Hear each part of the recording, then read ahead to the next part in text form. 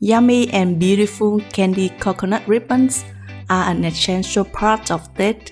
Join me as I make this traditional Tet sweet treat in 2 versions with matcha green tea and sweetened condensed milk for an appealing Tet candy fruit tray.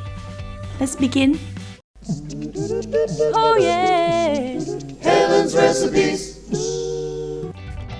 First, thinly slice the coconut flesh into long ribbons and wash several times until the water is clear. Toss the coconut ribbons with sugar and leave to marinate for about 4 to 6 hours until the sugar dissolves completely. Then strain the sugar syrup into a large wok, add sweetened condensed milk and bring to a boil and then lower the heat. Then add the coconut ribbons.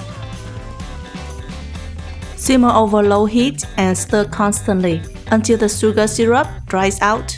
Then divide into 2 pans. Add vanilla extract into 1 pan and sift the matcha powder into the other. Stir well over low heat until the sugar is about to crystallize.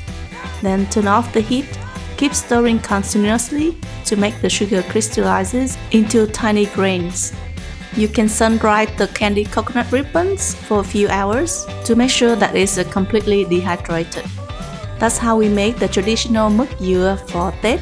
It's very fragrant, just slightly sweet, perfect snack to offer to the guests on New Year's Day. With this recipe, I wish you a very happy Lunar New Year. Chúc mừng năm mới and thank you so much for watching. Bye bye!